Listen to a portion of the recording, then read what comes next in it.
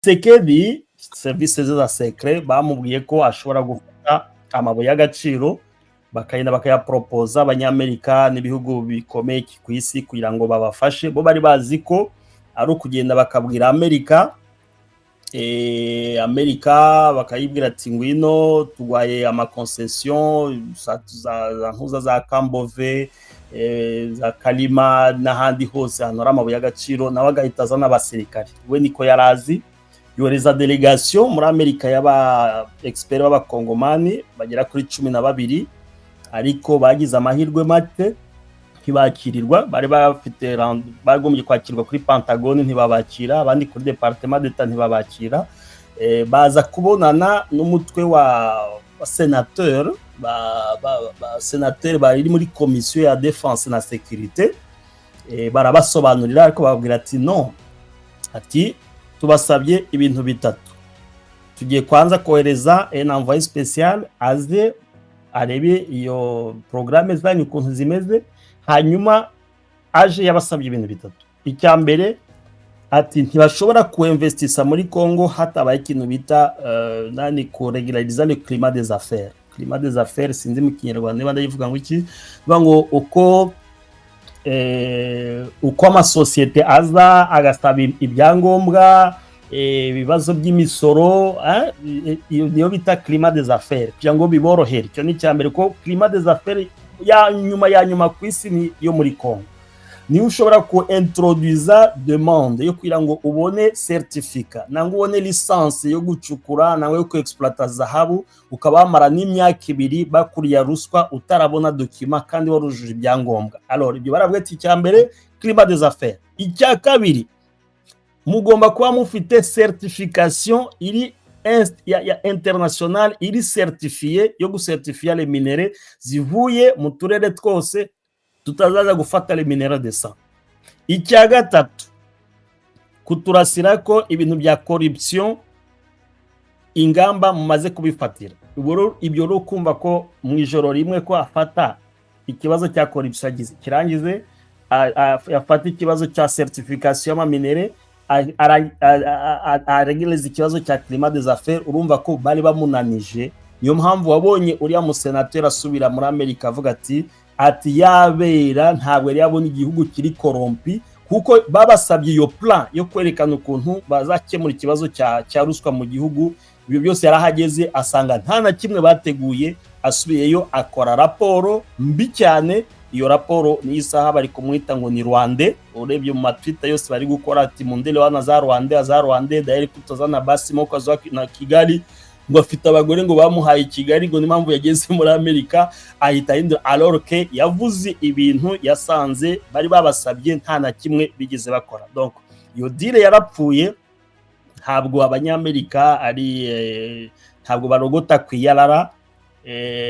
Anariyo mpamvu entre guillemets abaperezida bose ba Kinshasa ba Congo batigeze bakorana n'abanyamerika, baprefera gukorana n'abashinwa, kuko abashinwa bo ntabwo basaba izo condition. Climat des affaires umushinwa iruswa y'umusabye ruswa waguha dabo, hanyuma yayindira dabo ubwo mukagabana. Akabati no wewe urabira mu miliyoni 5, ngiye projet miliyoni 5 nge nayikoresha miliyoni 2, none 3 dukubite mupanga ujyane miliyoni 1.5 nanjye njyane miliyoni 1.5. Nuko abashinwa bakorana, anarimo mpamvu bari kwica ibihugu bya Afrika, kuko ruswa izamutse mu bihugu bya Afrika n'abashinwa cyane bayizanye, kuko bakuguza amafaranga yabo bakaza mukayagabana, kandi ugasigara tena wishyura n'inyungu. Arimo hari ibihugu bimwe bifite za aeroport na za port n'ibikorwa remezo bimwe bigiye kuzagurishwa bitewe n'iyo politiki y'abashinwa yo kwafeblisa Afrika biciye mu gukoresha ruswa. Alors naho umunyamerika wiyaje akazana niba ari miliyari 10 na papier mushware waguze ugomba kuzayerekana. Niyo mpamvu rero abaperezida bashaka gukira bwango muri Afrika batemera gukorana n'ibihugu nka Amerika, ibihugu by'Iburayi, baprefera gukorana n'abarusiya n'abashinwa, kuko abarusiya n'abashinwa n'aba specialiste muri ruswa ikomeye cyane kandi ari politiki yo gusenya ibihugu. Mpamvu ndi gutinya cyane entre guillemets bira bihugu bitatu bivuze ngo bivuye ngo bagiye gufatanya n'abarusiya n'abashinwa. Sinizera ko development yabo izajya imbere cyane kurusha uko bagomye gushyira imbaraga ahubwo hagati mu gihugu bagakoresha bene igihugu aho kugira ngo tena nabo boge guhungira. Ni ngo guhungira ku Barusiya niho guhungira ubwayi mu rubingo. Donc ndabona ko nta gikomeye cyane Burkina Faso, Mali na Niger bakoze. Je pense que n'imyaka 5 ishobora kuzarangira bakiri muri la position, cyane cyane ira position bafashe gukorana n'Abarusiya n'Abashinwa. Iyo ari entre guillemets. Alors ngiyo Tshisekedi ayo mabuye bayanze ntibazigera bayafata kuko ibyo bamusabye climat des affaires, certification internationale na kurwanya ruswa hamwe n'ibibazo by'umutekano aussi en general, kuba uyu munsi ari incapable ko yasekiriza igihugu cyose. Muzi ko ari intambara muri mpuza muri Bandundu hagati y'abayaka n'abateke za Mobondo, Ikasai hari trouble nyinshi cyane, Katanga murumva ko iri menacé, este yose iri menacé. Nta munyamerika baza gukora muri environnement usibye Umushinwa no mu Rusiya, naho nta munyamerika waza ngo mu mabuye y'agaciro muri environnement nk'iyo ngiyo. Voilà, iyo situation y'ayo mabuye ntaho azajya, ntabwo bazaza kuyafata kuko condition ntabwo zo. Qatar buriya, Qatar niyo twavuga ari nka Etats-Unis d'Amerique yo muri Moyen-Orient. Buriya Doha ifite impact ikomeye cyane, niyo representativité y'abanyamerika mu biriya bihugu byo muri Moyen-Orient. Bon, Israel we ni grand frère urumva, ariko politique ya kariya karere ijisho rya Amerika ni Doha, ni Qatar.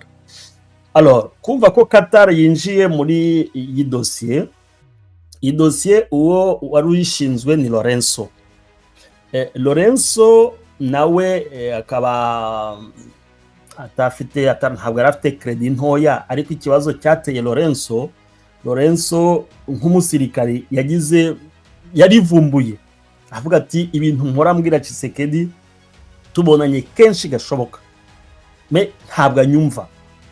Avuga ati ibi bintu no fini. Kandi Kinshasa yari itangiye kuvuga ati no, Lorenzo ngo afitanye umubano mwiza n'u Rwanda, ngo ajya muri kote cyane y'u Rwanda, ngo ntabwo yinjirira kote Congo, ainsi de suite, utuntu nk'utwo ngutwo.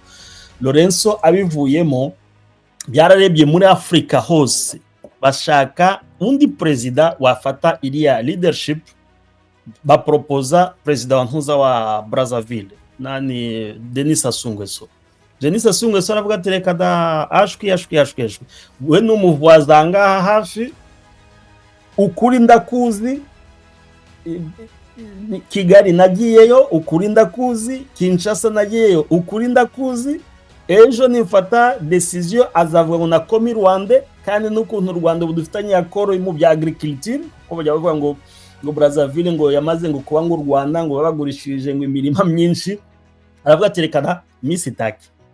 Alors bagenda baproposa Maroc, nicyo gihugu cyari gisigaye babona ko nibura gifite impact muri geopolitique, kuko Maroc nayo ifite de base za Amerika zirahari, ifite base y'abantuza y'aba Israeli, kandi uko nabivuze ni nayo ifite ijambo ryavuga muri Afrika, nubwo yungirije twabivuze muri za pole abatari bahari, yungirije ntuza Egypte muri za decisions zikorerwa muri Afrique du Maghreb.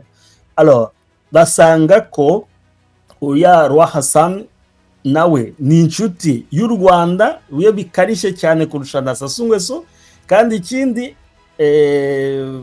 donc bumva ko Kinshasa isa nkaho itazishima. Nibwo bavuze ati okay, reka twambuke imipaka noneho tujye Qatar, kuko iyo bafata ntuza nani Kenya Ruto we kwanza baba ngo Rwanda triple, urumva ko bararebye basanga nta wundi president uri hafi waba netre wakemura ikibazo, ngo mpamvu byagiye Qatar si bindi. Ariko se Qatar ati ishobora kuzafata decision zite. Qatar yari ifitanye amasezerano na Kinshasa, nayo ayo masezerano Tshisekedi yarayishe. Buriya na ho kuyayo vraiment ni nko kuya ngo gusaba uwo wimye. Tshisekedi yagiranye amasezerano akomeye, tutavuga ahangaha ibintu biri très stratégique, ariko nyuma y'amezi nk'atatu yarabivuyemo kandi yarabyishe, kandi Qatar yararakaye, byahiteye n'umujinya ukomeye cyane.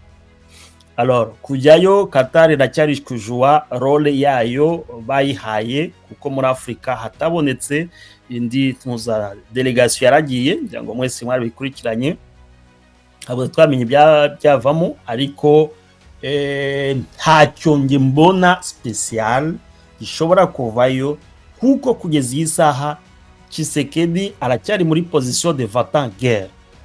Ibikoresho ari kugura ibikoresho, ari kuzamura ibikoresho Kisangani, aracyari kurekrita aba mercenaire i Buraya, ubu ngubu ari kurekrita noneho aba police, abantu aba Ukrainian police nibo bagiye kuza. Urumva ko intuza ishusho y'amahoro ntabwo yari yayidesina neza, kugira ngo yerekane ko ashobora kuganira. Byo kuvuga ko rero hashobora kuba ikintu cyubashobora kuva nani Doha, Tshisekedi kihari ntacyo mbona na gito, par rapport ya position Kinshasa ikomeje kwiga. Byo kuvuga ngo bari tayari kuvugana na M23 no kugira ngo batamporize, bitegura ahubwo niyo politiki bu Kinshasa irimo, kugira ngo yerekane ko ikeneye ibiganiro, kandi itabishaka ikeka ko muri uko koralantisa ishobora ku deployer Kisangani, ikadeploya tena Ikindu, kuko nizo base zisigaranye ku rwego rwa gisirikare, ikadeploya na Kalemi, force ishobora kuzamuka kugira ngo ize gutabara. Ariko kugeza iyi saha biracyabagoye. En tout cas, sans être prophète de malheur, nta kiza kishobora kuva mwa sezerano ya Qatar, situke Qatar tizera Kinshasa. Kandi iyi saha urebye neza AFC nta nubwo ikeneye n'ibiganiro na Kinshasa, kuko AFC espace ifite n'imbaraga ifite, hari une puissance, rapport de force ya AFC iri hejuru ya FRDC. nta biganiro bisa nabo bakeneye, ubikeneye ni Kinshasa, ariko nawe ntabishaka. Urumva ko nta kiza gishobora kuzavayo kugeza iyi saha, ntacyo nge mbona muri geopolitique y'akarere na rapport de force iri hagati ya AFC na M23. Ubu ngubu Congo RDC ntabwo ikiri iyo bita eneta, bita igihugu eneta iyo kiri muri frontiere zayo zose uko zabaye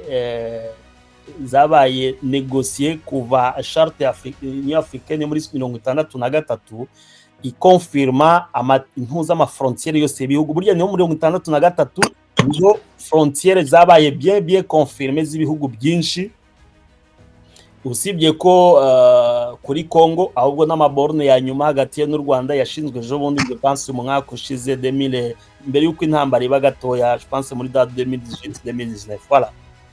Alors Congo kuba eneta ubu ntabwo ikiri eneta, kuko hari ini parti idakontrola, idafiteho ubutegetsi. Iyo parti akaba iri kontrole isaha na Alliance Fleuve Congo. Kuvuga ngo Alliance Fleuve Congo ngo manza ngo ari buri Alliance Fleuve Congo nayo c'est un état, kuko ifite nayo les frontières zayo ikontrola. Ahubwo ikintu navuga ko peut-être bakiri en retard yo kwikonfirma comme un état, nuko batari bashira en place izo bita des commissions politiques, bari kuzishiraho rusorongo, sinzi impamvu, ariko analyste d'avoir ko ils sont en retard, kuko hagombye kuba deja bafite des gouverneur wa Nord Kivu, gouverneur wa Sud Kivu, bagomba kuripotinga kwa ministre wa intérieur, hagombye kuba ministre wa intérieur. Bari kujya muri Qatar, bagombye kuba bafite ministre wa affaires étrangères, hakayikwamba même pied d'égalité, kuko ubu Kinshasa ni igice, nabo ni igice, ibyo Kinshasa ifite nabo bagombye kubigira automatiquement. Bafite igisirikare, hagombye kuba ari chef d'état-major, hari ministre wa défense, hari commandant région wa Nord Kivu, hari commandant région wa Sud Kivu. Ariko moi je dirais qu'ils sont en retard, kuko c'est déjà un état complet. Ejo bundi nabonye communiqué ko bashizeho Kadeko. Normalement Kadeko ni iki? Kadeko ni caisse d'épargne du Congo. Buriya Congo mu mabanke yose 18 aba muri Congo, nta nimwe banke Congo igira. Congo nta banke commerciale igira, igira banque centrale gusa. normalement Kadeko niyo yagombye kuba okugira ngo bayite caisse d'épargne niyo isa nkaho ari banki iyo banki Kongo igira. Kuva Kabila kuva bande nta banki nimwe kugwamo buto niyo hari bese aje kuba BCDC ariko bazana yo kuyigura Biakira yigura nyuma ngo manzari y'ekiti yayiguze, donc Kongo nta banki igira. Alors niyo yari occasion yo kuvuga ko AFC mu mari reforme izanye icyambere igashiraho banki commerciale, noneho igashiraho inzego za gisirikari nkuko nzivuze etat major general, igashiraho ministère de défense kuko ufite de gouverneur urumva ko navuze ko hagomba ko ari ministre wa interieur ubutegetsi bw'igihugu aho bagomba ku reportinga ibyo byose byagombye kuba tayari bihari na banki ihari kuko nubutegetsi meme pied d'égalité nko Kinshasa uko igice nko bivuze nabo igice bafite cyagombye kuba kuko isaha abaganga baripotinga kwana abantuza abarimu bagomye kuri reportinga kwana ahubwo ko ministre wa education hagiye kuba mantuza za examen d'etat qui va contrôler tout ça. Oui, bizagi Kinshasa ariko organisation yose je pense que ils sont en retard yiyo eta yabo kuko hari leta zose zabaye kuriya ofira meziri kiri kugenda itinda za Kosovo ni kuriya zatangiye. Hari ibihugu byinshi twatangamo za exemple batangiye kuriya. Sud Sudan ni kuriya yatangiye, uyu munsi yabaye igihugu je pense que ba accélérer bwangu batwereke programme politique yabo muri domaine zose ya affaires étrangères bizagenda bite bayishire hanze batwite ibyo ngibyo binarasira meme communauté internationale kwerekana ko hari changement bazanye itari kwa Tshisekedi. Kubu reforme ya gisirikari yarananiranye, c'est le moment maintenant igisirikari gikubisa Afrika y'Epfo cyubatswe gite bakagishira hanze kikereka n'ibindi bisirikari bigatangira kukigiraho pourquoi pas n'aba Sud Africa ubwo batavuga ati ebana mwebwe murakomese tunajibakiri hapa tutabakiananyiye. Ibi ngibi kurangira ntabwo ari kurangira, ni igihugu deja gihari en espace iri double triple y'u Burundi kuko ufashe igice bafite yisaha n'u Burundi ntabwo ariko bungana kuko kuva Bunagana ukaza Rumangabo ukaza Goma ukamanuka ugenda Kalehe ukagenda Kabare ukabugeze hafi ya Uvira n'urugendo rw'indege ntabwo ari urugendo rw'amaguru tena bakabageze za Kibu abaje kuzamuka Kisangani. Ni igihugu kinini cyane kandi gifite umutungo kamere ushobora kuvamo budget nini cyane kurusha n'ibihugu byinshi byo muri Afrika isa dufite. Alors donc finalité ya hariya ni un état usibye ko tuvuga ko bari en retard yo gushiraho des institutions kandi zagombye kuba zihari isaha abaturage bakeneye ko bazibona cyo umuntu amenye ko abazi ikibazo runaka reportinga kwa runaka.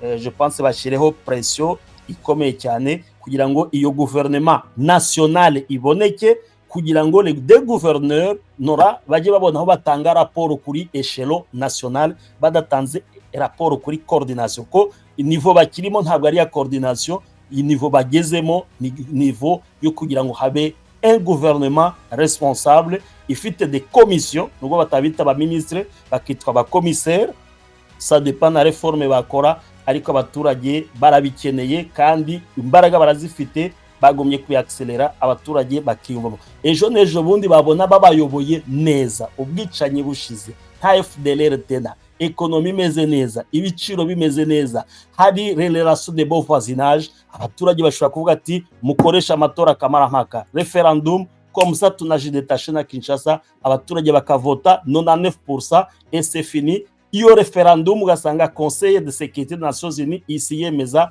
Kivu kabibaye un état. Merci beaucoup.